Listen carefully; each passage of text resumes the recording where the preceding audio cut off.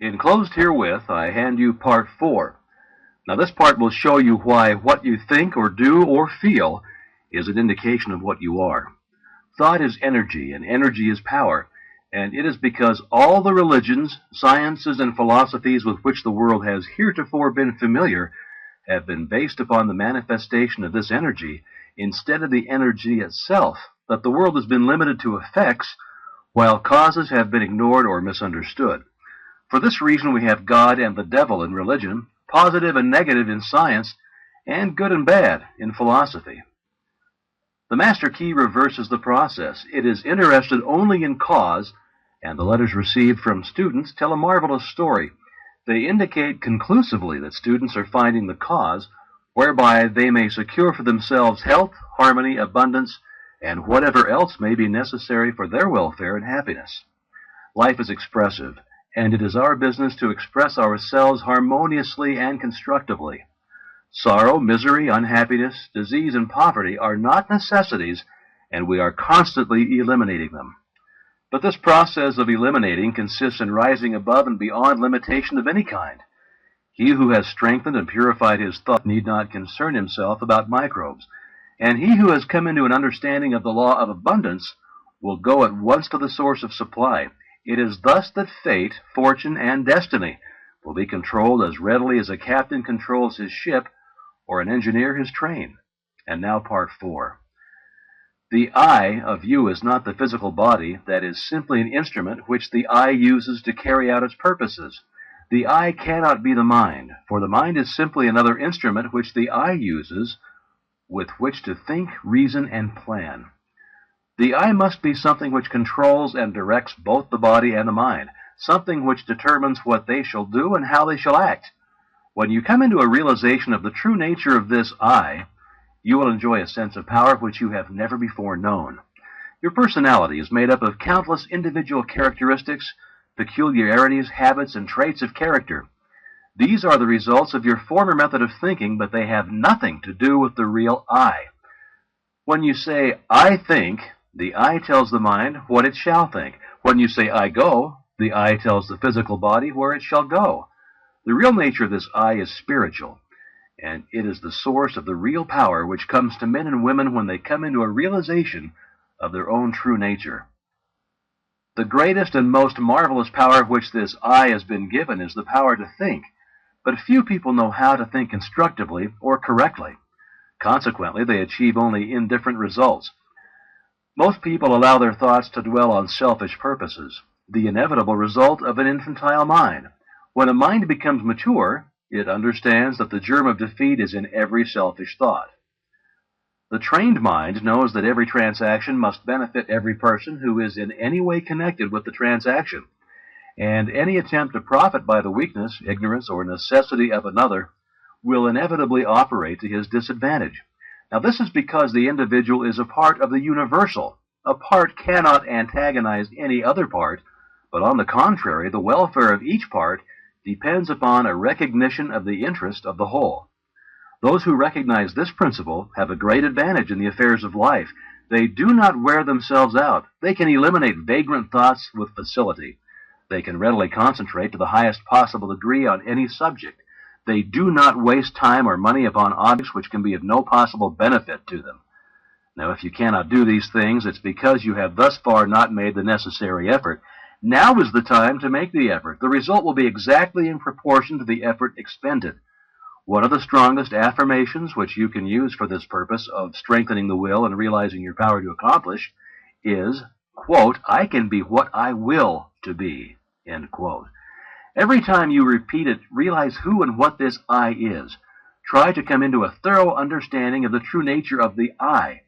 If you do, you will become invincible. That is provided that your objects and purposes are constructive and are therefore in harmony with the creative principle of the universe. If you make use of this affirmation, use it continuously night and morning, and as often during the day as you think of it, and continue to do so until it becomes a part of you. In other words, form the habit. Unless you do this, you'd better not start at all, because modern psychology tells us that when we start something and do not complete it, or make a resolution and do not keep it, we are forming the habit of failure. Absolute, ignominious failure. If you do not intend to do a thing, do not start it. If you start, see it through, even if the heavens fall. If you make up your mind to do something, do it. Let nothing or no one interfere with the I that you have determined. The thing is settled, the die is cast, and there is no longer any argument. If you carry out this idea, beginning with small things which you know you can control, and gradually increase the effort, but never under any circumstance allowing your I to be overruled, you will find that you can eventually control yourself, and many men and women have found to their sorrow that it is easier to control a kingdom than to control themselves. But when you've learned to control yourself, you would have found the world within which controls the world without. You will have become irresistible. Men and things will respond to your every wish without any apparent effort on your part. This is not so strange or impossible as it may appear when you remember that the world within is controlled by the I, and that this I is a part or one with the infinite I, which is the universal energy or spirit, usually called God. This is not a mere statement of theory made for the purpose of confirming or establishing an idea, but it is a fact which has been accepted by the best religious thought as well as the best scientific thought. Herbert Spencer said, quote, "Amid all the mysteries by which we are surrounded, nothing is more certain than that we are ever in the presence of an infinite and eternal energy from which all things proceed." End quote. Lyman Abbott, in an address delivered before the alumni of Bangor Theological Seminary, said, quote, "We are coming to think of God as dwelling in man rather than as operating on men. Science goes a little way in its search and then stops. Science finds the ever-present eternal energy, but religion finds the power behind this energy, and it locates it within man. But this is by no means a new discovery. The Bible says exactly the same thing, and the language is just as plain and convincing. It says, 'Know ye not that ye are the temple of the living God?' Here, then, is the secret of the wonderful creative power of the world within. Here is the secret of power, of mastery. To overcome does not mean to go without things. Self-denial is not success. We cannot give unless we get. We cannot be helpful unless we're strong. The infinite is not bankrupt, and we who are the representatives of infinite power should not be bankrupts either. And if we wish to be of service to others, we must have power and more power, but to get it, we must give it. We must be of service. The more we give, the more we shall get. We must become a channel whereby the universal can express activity. The universal is constantly seeking to express itself, to be of service, and it seeks the channel whereby it can find the greatest activity, where it can do the most good, where it can be of the greatest service to mankind. The universal cannot express through you as long as you're busy with your plans, your own purposes. Quiet the senses, seek inspiration, focus the mental activity on the within. Dwell in the consciousness of your unity with omnipotence. Still water runs deep. Contemplate the multitudinous opportunities to which you have spiritual access by the omnipresence of power. Visualize the events, circumstances, and conditions which these spiritual connections may assist in manifesting. Realize the fact that the essence and soul of all things is spiritual, and that the spiritual is the real, because it is the life of all there is. When the spirit is gone, the life is gone. It is dead. It has ceased to exist. These mental activities pertain to the world within, to the world of cause and conditions and circumstances, which result or the effect. It is thus that you become a creator. Now this is important work, and the higher, loftier, grander, and more noble ideals which you can conceive, the more important the work will become. Overwork or overplay or over bodily activity of any kind produces conditions of mental apathy, and also stagnation, which makes it impossible to do the more important work, which results in a realization of conscious power. We should, therefore, seek the silence frequently. Power comes through repose. It is in the silence that we can be still, and when we are still, we can think, and thought is the secret of all attainment. Thought is a mode of motion, and is carried by the law of vibration, the same as light or electricity. It is given vitality by the emotions through the law of love. It takes form and expression by the law of growth. It is a product of the spiritual I, hence its divine, spiritual, and creative nature. From this it is evident that in order to express power, abundance, or any other constructive purpose, the emotions must be called upon to give feeling. How may this purpose be accomplished? This is the vital point. How may we develop the faith, the courage, and the feeling which will result in accomplishment?